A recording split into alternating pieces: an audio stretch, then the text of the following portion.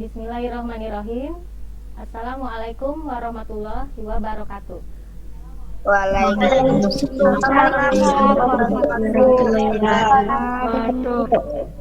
Iya, anak-anak, kembali lagi pembelajaran jarak jauh kita di kelas berbagi Kecamatan Pekalipan.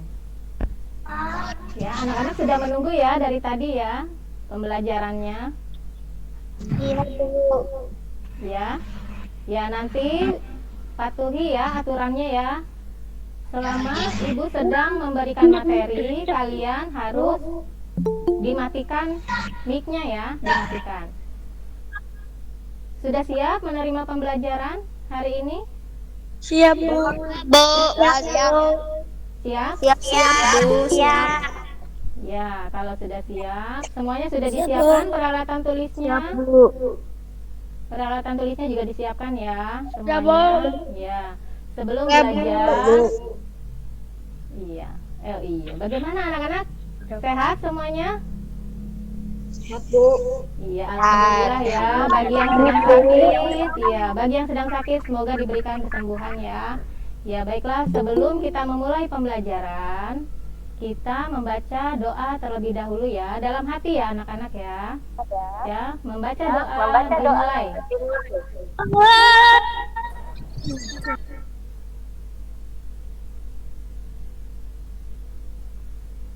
Ya, selesai.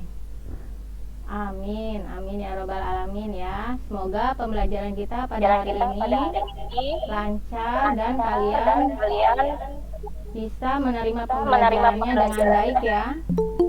Diperhatikan ya pembelajaran hari ini. Ya, kita akan memulai pembelajaran tema 1. Tema satunya yaitu tentang organ gerak hewan dan manusia. Sebelumnya perkenalkan dulu, nama Ibu adalah Ibu Dora Fridania dari SD Negeri Pekalangan. Tujuan pembelajaran hari ini yang pertama yaitu kalian dapat menentukan ide pokok dari bacaan. Yang kedua, dapat mengembangkan ide pokok menjadi sebuah paragraf. Yang ketiga yaitu dapat mengidentifikasi tulang sebagai organ gerak pada manusia dan hewan. Yang keempat yaitu dapat mengidentifikasi bahan dan alat untuk membuat gambar cerita. Nah, perhatikan ya anak-anak. Yang pertama, menentukan ide pokok dari bacaan. Sebelumnya kalian telah menerima pembelajaran dari guru yang lainnya ya, guru sebelumnya tentang ide pokok. Apa sih ide pokok itu? Ide pokok merupakan inti permasalahan dari sebuah bacaan atau teks. Nah, sebuah teks biasanya terdiri atas beberapa paragraf. Setiap paragraf itu memiliki ide pokok yang berbeda. Cara menuliskan ide pokok bisa dengan cara mengurangi kata-kata yang tidak perlu, membalikan kalimat utama sehingga menjadi kalimat yang benar, dan juga bisa juga dengan menghilangkan kata-kata yang tidak penting, ya, disingkat, menyingkat kalimat utama. Kalimat utama belum tentu kalimat pertama. Letak kalimat utama itu bisa berada di awal paragraf atau deduktif, di tengah paragraf atau ineratif, dan di akhir paragraf yang disebut induktif. Ciri-ciri ide pokok bacaan yaitu mengandung inti persoalan. Topiknya dinyatakan secara umum, dituangkan dalam satu kalimat utama, lalu biasanya dapat diidentifikasikan secara mudah. Nah, sekarang bagaimana langkah-langkahnya menentukan ide pokok dari bacaan? Ya, diperhatikan ya. Yang pertama, membaca teks dengan cermat. Yang kedua, menentukan kalimat utama. Dan yang ketiga, menuliskan ide pokok. Jadi kalian harus membaca dulu teksnya dengan cermat ya. Nah, kemudian kalian harus menemukan kalimat utamanya itu apa. Kemudian kalian tuliskan ide pokoknya. Selanjutnya kita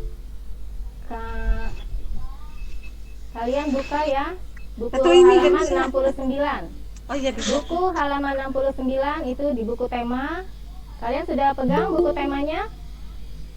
Ya. Belum. Judulnya, nah kan disiapkan, kata ibu siapkan bukunya ya. Hari ini yaitu pembelajarannya tematik. Jadi buku tematiknya disiapkan ya. Ini kata-kata Nah, yang sudah siap silakan disiapkan. Sepotong Buku siswa halaman 69. Ya, ini kepotong karena baru paragraf ke-1 ya. Dah. Mic-nya dimatikan, dengarkan dulu materi dari ibu. Ya. Judul bacaannya yaitu Penyandang Cacat yang Sukses. Jadi di sini ada 8 paragraf. Fotonya Ya. gimana Bu? Yang paragraf pertama yaitu kalian baca juga ya di buku tematiknya. Ya, Sidik lahir dengan kondisi yang memprihatinkan. tuh. Dia tak memiliki kedua kaki mulai dari pangkal paha. Boleh dibilang tubuhnya hanya separuh sebelum menggunakan kursi roda. Dia mengayunkan 2 tangan guna menyeret tubuhnya untuk berjalan. Nah, sekarang kita tentukan ide pokoknya itu apa? Nah, ide pokoknya adalah Sidik lahir dengan kondisi yang memprihatinkan. Mengapa memprihatinkan? Nah, ini harus dijelaskan ya. Kalimat utama itu perlu kalimat penjelas. Nah, kalimat penjelasnya ada di kalimat selanjutnya. Ya, kondisi yang memprihatinkannya itu yaitu kakinya tidak mempunyai kaki ya, kedua kakinya tidak ada dari pangkal paha. Nah, tubuhnya hanya separuh. Nah, itu yang memprihatinkannya, lalu menggunakan kursi roda. Dan dia mengayunkan 2 tangan guna menyeret tubuhnya untuk berjalan. Nah, itu yang disebut dengan ide pokok ya. Jadi ide pokoknya apa anak-anak? Sidik lahir dengan kondisi yang memprihatinkan. Untuk paragraf selanjutnya yaitu meski tubuhnya tak sempurna sejak kecil, Sidik tidak pernah mau merepotkan orang lain. Ia selalu berusaha melakukan semua aktivitasnya sendiri. Dia juga tidak mau dipapah atau digendong. Nah, untuk ide pokoknya yaitu sejak kecil Sidik tidak pernah mau merepotkan orang lain. Boleh ya, yang awalnya tidak ditulis ya, kalimat yang awalnya itu, tapi selanjutnya ditulis. Sejak kecil, Sidik tidak pernah mau merepotkan orang lain. Boleh dihilangkan yang pertamanya. Nah, ini adalah ide pokok paragraf kedua. Paragraf selanjutnya yaitu paragraf yang ketiga. Setelah bertahun-tahun bekerja di Yayasan Swa Prasidya Purna, tetapi tidak memiliki materi, berarti Sidik memilih keluar dan mencari pekerjaan lain. Dengan bekal ijazah diplomanya, dia diterima di sebuah perusahaan kontraktor sebagai staf personalia. Tapi belum lama dia bekerja, krisis moneter tahun 1998 menghantam dan perusahaannya terpaksa tutup. Maka dimulailah periode Sidik menjadi pengangguran, tetapi dia tak mau lama-lama menganggur. Sidik mulai mengikuti berbagai kursus keterampilan yang diadakan oleh Pemda DKI bagi penyandang cacat. Salah satu kursus yang memikat perhatian Sidik ialah kursus membuat kerupuk dari singkong. Nah, perhatikan. Di sini kalian harus menemukan ide pokoknya. Ya, ide pokok itu adalah kalimat yang perlu kalimat penjelas ya. Kita mulai menemukan kalimat ide pokoknya yaitu setelah bertahun-tahun bekerja di Yayasan Swa Prasidya Purna tetapi tidak memiliki materi berarti, Sidik memilih keluar dan mencari pekerjaan lain. Nah, itu tadi ide pokoknya ya dari bacaan tentang penyandang cacat yang sukses. Nah, ini masih banyak lagi ya paragraf selanjutnya. Ada paragraf 4. Nanti kalian cari sendiri ya. Menemukan ide pokoknya sendiri. Kalian harus bisa ya, kan sudah diberitahu cara menemukan ide pokok.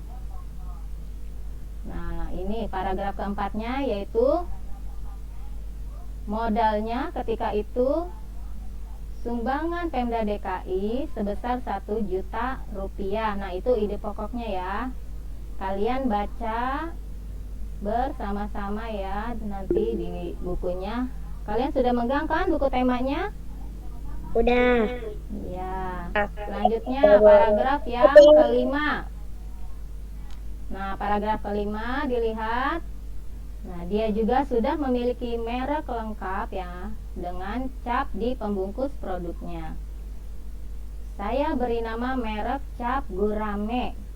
Ini sama sekali tidak ada hubungannya dengan ikan gurame. Tetapi gurame adalah singkatan dari gurih, renyah, enak. Katanya tersenyum. Kalau nanti ada uang lebih, merek ini akan saya patenkan tambahnya. Nah, ide pokoknya adalah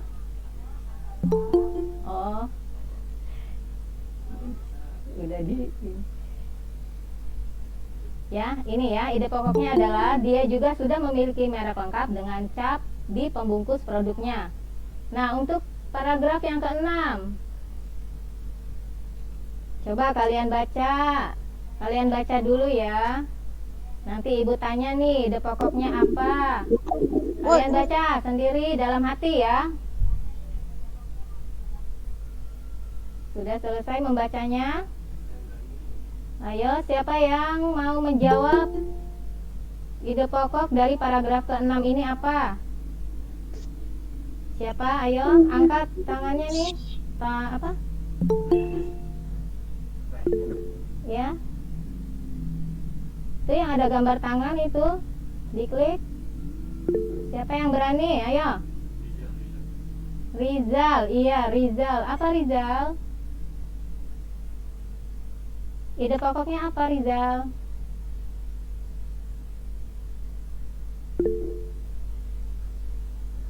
Suaranya mana? Rizal, ide pokoknya apa yo? Caranya. Ya? Ayo, ide pokoknya apa nih? Belum ada nih suaranya? Mana suaranya? Kelas 5. Ayo pada diam. Sidik. Ya, coba. Sidik tak kehilangan akal. Dia mendesain motor agar tuas persneling dapat dioperasikan dengan tangan, Bu. Oh, itu. Coba ya, kita lihat ya. Ide pokoknya apa nih di paragraf 6? Wah, berarti masih salah dong. Nah, ini ide pokoknya. Beruntung ada seorang pengusaha lokal yang melihat kegigihan Sidik dan akhirnya menyumbangkan sebuah sepeda motor untuk operasi usaha. Ya. Nah, ini ide pokoknya. Untuk paragraf 7 coba. Siapa yang berani nih? Ayo. Ibu halaman berapa? Siapa? Ayo langsung ya, dijawab ya. Paragraf 7.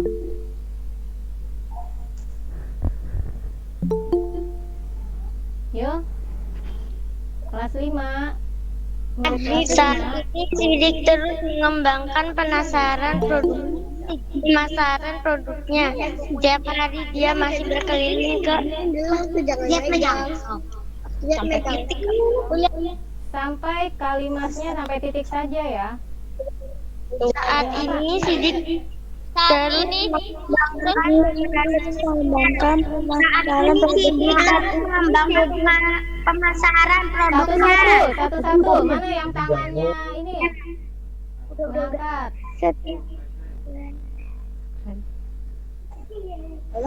Nah, ya, Rafika ya, Rafika. Apa Rafika? Saat ini Sidik terus mengembangkan pemasaran produknya. Iya. Benar ya. Saat ini Sidik terus mengembangkan pemasaran produknya. Nah, satu lagi ada paragraf satu lagi ya, paragraf yang terakhir yaitu paragraf ke-8. Ayo, sambil dibaca dulu yang benar. Ini Ya. dari usahanya Sidik mengganti Sri Sri Mulyati. Nah, Sidik Mulyati. Sidik Mana Sri Mulyati? Siapa? mempunyai keuntungan Sri Mulyati ya. Sri Mulyati Sidik mana? keuntungan Oh iya berkisar iya iya. Ya Iya, coba per bulan. dijawab. Ini Ya. dari hasil usaha Sidik menggantungi keuntungan berkisar 1 sampai 2 juta rupiah per bulan. Ya. Ini dari SD mana? Namanya Jaga siapa? 11. Oh, Jaga satu. Muhammad Fadilah. Nama? Muhammad Fadilah. Oh, Muhammad Fadilah. Iya, pintar ya. Kita beri tepuk tangan kepada Muhammad Fadilah. Ya, yang lainnya juga insya Allah bisa ya untuk soal-soal selanjutnya ya, paragraf yang ada di buku-buku ya. Nah, lihat Tadi ide marah. pokoknya adalah kini dari hasil usahanya Sidik mengantungi keuntungan berkisar 1 sampai 2 juta rupiah per bulan. Nah, tadi ide pokok sudah, sekarang pembelajaran selanjutnya adalah mengembangkan ide pokok menjadi paragraf ya. Nah, paragraf ini adalah suatu gagasan yang berbentuk serangkaian kalimat yang saling berkaitan satu sama lain. Kegunaan paragraf adalah untuk menjadi penanda dimulainya topik baru dan memisahkan gagasan-gagasan utama yang berbeda. Setiap paragraf hanya dapat berisikan satu gagasan utama atau ide pokok dan beberapa kalimat penjelas atau pengembang. Yang harus diperhatikan dalam mengembangkan ide pokok menjadi paragraf yaitu, nah kalian perhatikan ya, biar nanti kalian bisa mengembangkan ide pokok menjadi paragraf. Yang pertama, perhatikan maksud dari Rizal. Kenapa Rizal? Rizal diam ya, jangan mengganggu ya.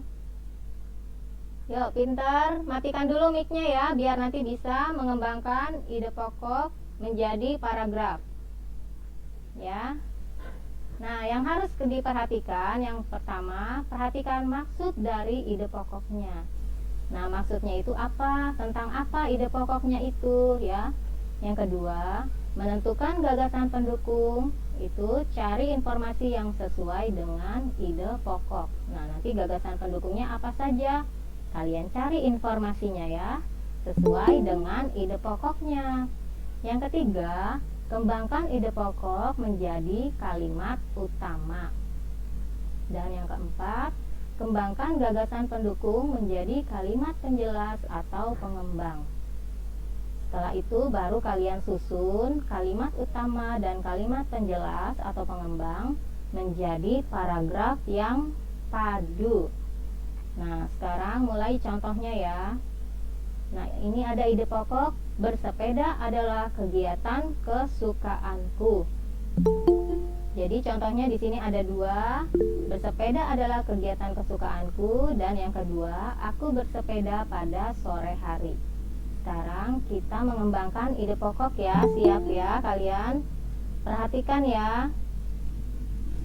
Untuk yang pertama, ide pokoknya itu adalah bersepeda adalah kegiatan kesukaanku. Nah, gagasan pendukungnya menyusuri jalan-jalan di sekitar rumah. Nah, jadi bersepedanya itu menyusuri jalan-jalan di sekitar rumah ya, itu gagasan pendukungnya. Dan apalagi untuk menjaga kesehatan, lalu bisa menyapa teman-teman dan bermain bersama. Nah, dengan bersepeda, jadi gagasan pendukungnya itu kalian menyusuri jalan-jalan di sekitar rumah serta menjaga kesehatan dan juga bisa menyapa teman-teman serta bermain bersama. Sekarang kalian tentukan kalimat yang pertama, yaitu kalimat utama dari ide pokoknya. Bersepeda adalah kegiatan kesukaanku. Nah, nanti ini kalimatnya ya. Yang kedua, kalimat penjelas atau pengembangnya dari gagasan pendukung. Menyusuri jalan-jalan di daerah sekitar rumahku sangatlah menyenangkan. Nah, itu kalimat penjelasnya. Kalimat yang ketiga yaitu selain untuk menjaga kesehatan, aku dapat menyapa teman-teman dan bermain bersama. Nah, itu sudah berbentuk kalimat ya.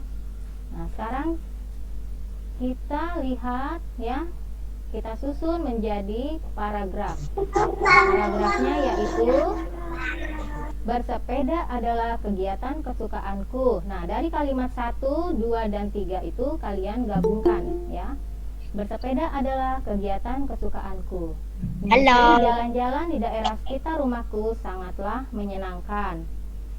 Selain untuk menjaga kesehatan, aku dapat menyapa teman-teman dan bermain bersama. Nah, dari ide pokok itu sekarang sudah dikembangkan menjadi paragraf ya. Sudah paham?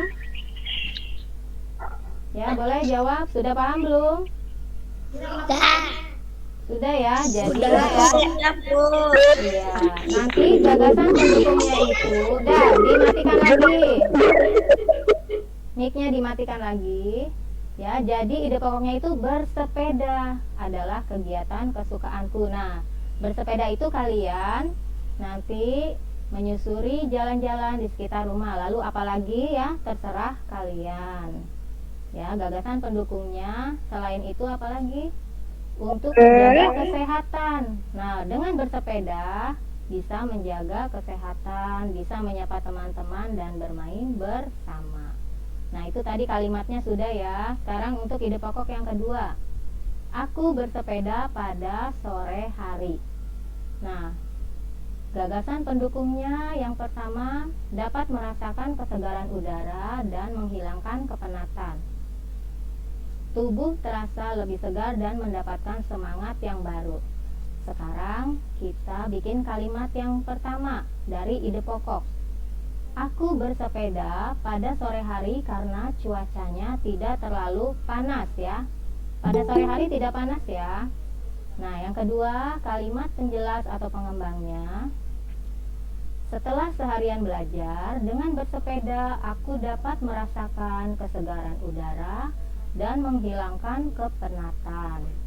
Kalimat yang ketiga, setelah bersepeda, tubuh terasa lebih segar dan mendapatkan semangat yang baru untuk hari esok. Nah, setelah kalimat 1, 2, dan 3 itu kita buat, kemudian ditulis menjadi paragraf. Ya, aku bersepeda pada sore hari karena cuacanya tidak terlalu panas. Setelah seharian belajar dengan bersepeda, aku dapat merasakan kesegaran udara dan menghilangkan kepenatan. Setelah bersepeda, tubuh terasa lebih segar dan mendapatkan semangat yang baru untuk hari esok. Nah, tadi sudah dijelaskan bagaimana mengembangkan ide pokok menjadi paragraf ya. Contohnya tadi sudah 2. Selanjutnya nanti kalian buat ya. Itu ada di halaman 61 ya. Ada di halaman 61. Nanti kalian lanjutkan membuat paragraf ya, mengembangkan ide pokok dari paragraf.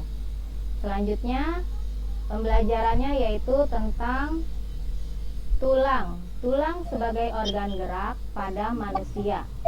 Nah, perhatikan ya. Tulang, kalian perhatikan nih.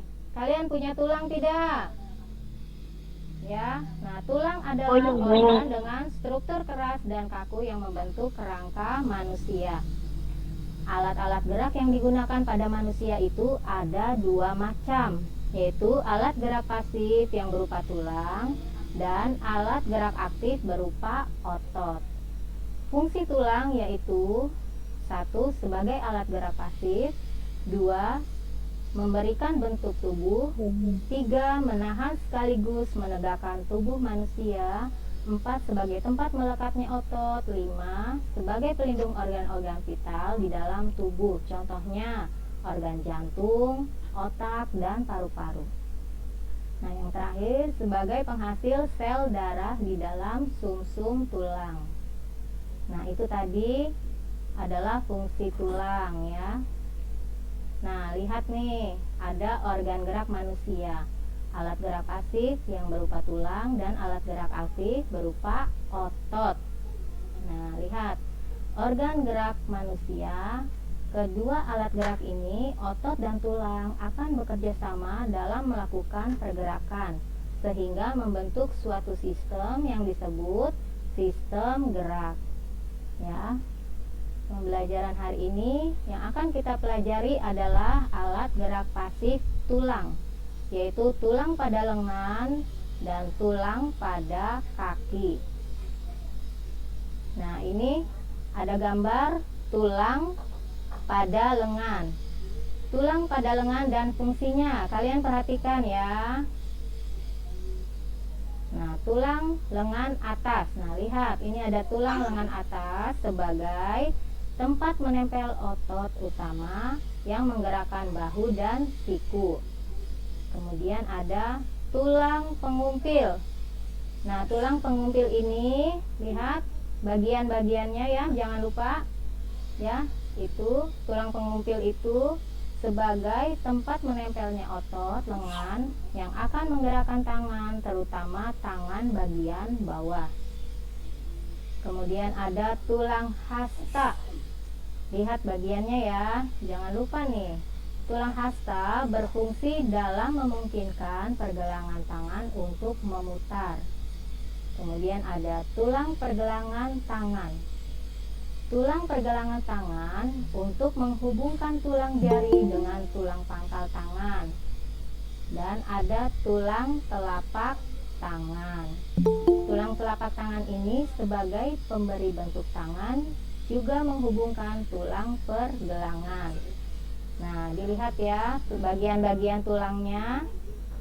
Ada tulang lengan atas, di sini tulang hasta, yang di sebelah sini ya, yang sejajar dengan jempol ibu jari, yaitu tulang pengumpil. Kemudian ada tulang pergelangan tangan dan juga tulang telapak tangan. Ya, kemudian ini ada gambar tulang pada kaki dan fungsinya. Nah, ini ada tulang paha. Tulang paha ini sebagai tempat menghubungkan tulang bagian pinggul dan lutut untuk menyangga badan pada saat berjalan. Kemudian ada tulang tempurung lutut. Fungsinya adalah membungkus dan melindungi sendi lutut. Dilihat ya, ada tulang paha, lalu ada tulang tempurung lutut. Coba kalian pegang tulang paha, lalu tulang tempurung lutut, ada ya. Tulang betis. Nah, tulang betis itu dilihat ada di belakang ya, untuk penyangga badan agar kuat dan seimbang dan tempat melekatnya otot kaki. Kemudian ada tulang kering. Nah, tulang kering ini di depan. Tulang kering untuk menghasilkan sel-sel darah merah untuk menyediakan mineral partikel kalsium dan fosfor. Kemudian ada tulang pergelangan kaki. Sebagai sendi menahan beban penting dibentuk oleh 3 tulang. Dan ada tulang telapak kaki sebagai pijatan agar saat kita berjalan seimbang. Nah, yang terakhir ada tulang jari kaki untuk keseimbangan. Jadi ketika Anda sedang berlari atau berusaha berhenti berlari, dan juga sebagai tumpuan. Nah, itu tadi tulang pada lengan dan tulang pada kaki. Ya, sudah diperhatikan ya. Disimak ya tadi ya, tulang pada lengan dan kakinya. Nah, sekarang macam-macam kelainan pada organ gerak pasif. Nah, di sini. Kenapa? Ada. Nanti terakhir ya tugasnya, makanya kalian perhatikan dulu. Iya. Ya. Aku cari. Nah, nih. Kata-katanya ya, kata-katanya yang benar. Ayo. Dibuang yang jelek ya. Jangan diikuti. Macam-macam kelainan pada organ gerak pasif atau tulang. Nah, ada fraktura atau patah tulang. Kelainan pada tulang akibat kecelakaan, baik kendaraan bermotor atau jatuh. Nah, bisa patah tulang, tapi dibedakan menjadi dua. Ada yang fraktura yang tertutup, patah tulang yang tidak sampai merobek kulit atau otot, dan ada fraktura yang terbuka, patah tulang yang merobek atau menembus kulit otot. Nah, ini ada dua ya, dibedakan menjadi dua patah tulangnya. Yang kedua, osteoporosis. Kelainan pada tulang yang disebabkan karena adanya pengeroposan tulang. Hal ini karena tubuh sudah tidak mampu lagi menyerap dan menggunakan kalsium secara normal. Kemudian ada retak tulang atau fisura. Kelainan tulang yang menimbulkan keretakan pada tulang akibat kecelakaan. Lordosis. Nah, lihat nih duduknya. Kelainan tulang karena sikap duduk yang salah, sehingga tulang belakang melengkung pada daerah lumbalis.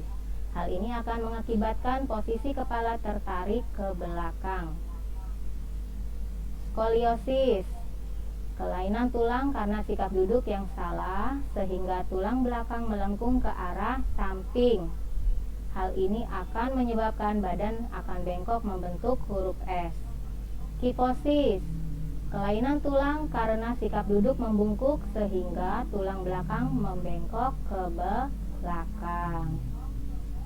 Nah, itu tadi kelainan-kelainan pada tulang ya. Jadi kalian harus dengan benar ya. Duduknya yang benar ya, berdirinya juga ya. Kalian tulangnya masih bagus, masih benar. Jadi harus dijaga ya. Dijaga kesehatannya. Bagaimana cara menjaga kesehatannya? Nah, caranya yaitu mengonsumsi asupan kaya kalsium seperti bayam, kacang kedelai, ikan sarden, dan ikan salmon. Yang kedua, memenuhi kebutuhan vitamin D seperti ati sapi, kuning telur, keju, susu kedelai, jamur, ikan tuna, dan ikan salmon. Nah, yang ketiga, mengubah gaya hidup dengan berhenti merokok dan berhenti mengonsumsi minuman beralkohol. Keempat, melakukan olahraga secara rutin seperti berlari ringan, berjalan santai, atau naik turun tangga. Nah, ini yang ketiga, dilihat ya, berhenti merokok. Nah, ibu lihat di jalanan, anak-anak nih, anak-anak kecil sudah ada yang merokok. Nah, itu tidak baik ya. Anak-anak kecil ibu lihat di jalanan ada yang sudah merokok. Jangan merokok ya. Harus ditinggalkan yang tidak baiknya ya, jangan diikuti. Nah, selanjutnya, pembelajaran selanjutnya yaitu kita akan mempelajari tentang alat dan bahan untuk membuat gambar cerita. Yaitu ada media alas gambar. Media alas adalah media atau tempat untuk menggambar. Contohnya ada kanvas, kain, kertas, atau bahkan kaca dan komputer. Yang kedua ada media pewarna. Media pewarna ini ada dua teknik, yaitu teknik kering dan teknik basah. Teknik kering itu menggunakan pensil ya, spidol, pensil warna, krayon, atau oil pastel. Nah, pensil warna banyak mengandung lapisan lilin. Makin bagus kualitasnya, biasanya akan mudah digunakan. Untuk teknik basahnya menggunakan cat air, cat minyak, atau tinta. Nah, cat air ini adalah pewarna yang terlebih dahulu dicampur dengan air sebelum digunakan. Langkah-langkah membuat gambar cerita. Menyiapkan alat dan bahan. Yang pertama, menentukan tema yang sesuai dengan teks. Ya, yang kedua yaitu menentukan tema yang sesuai dengan teks. Ketiga, membuat sketsa menggunakan pensil. Yang keempat, mewarnai gambar menggunakan alat mewarnai agar lebih menarik. Nah, itu tadi langkah-langkah membuat gambar cerita. sekarang sampai pada kesimpulan. Kesimpulannya untuk pembelajaran hari ini, yang pertama, langkah-langkah menentukan ide pokok dari bacaan yaitu: 1. Membaca teks dengan cermat. 2. Menemukan kalimat utama. 3. Menuliskan ide pokok.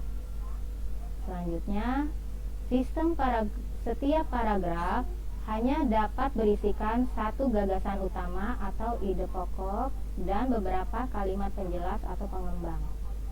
Nah, kesimpulan yang selanjutnya yaitu tulang adalah organ dengan struktur keras dan kaku yang membentuk kerangka manusia.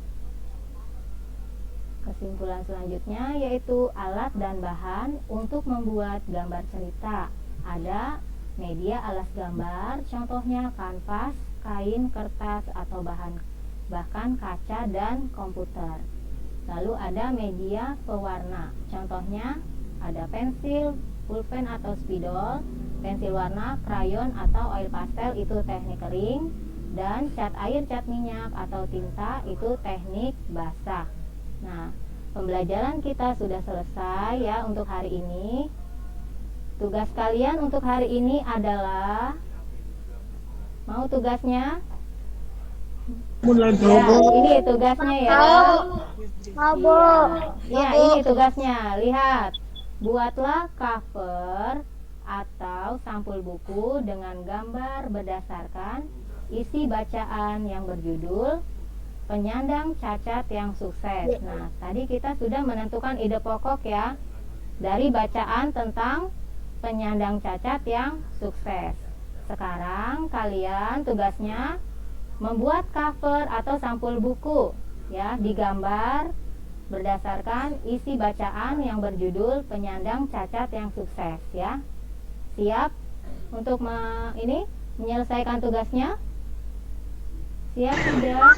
Bu, nanti tugasnya juga ada di kelas kan, Bu? Iya, nanti kirim ke classroom ya. Contohnya, Bu, nanti kirim ke kelas Bu. Iya, kirim ke classroom. Ada di masing-masing ya. Di SD masing-masing ada classroomnya ya. Ibu, contohnya Ibu. Contohnya ada di buku halaman 73 ya. 73 tuh, Bu.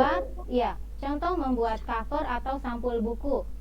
Nah, itu ada contohnya di halaman 73. Makasih ya, Bu. Iya, sama-sama. Iya, pembelajarannya sudah selesai ya hari ini ya. Ya, Bu. Ya.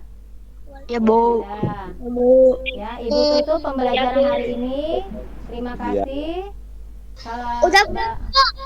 Apabila ada salah, Ibu ucapkan maaf ya, maaf ya. Lalu Ibu tutup pembelajaran hari ini. Wabillahi taufiq wal hidayah. Wassalamualaikum warahmatullahi wabarakatuh. Waalaikumsalam warahmatullahi wabarakatuh.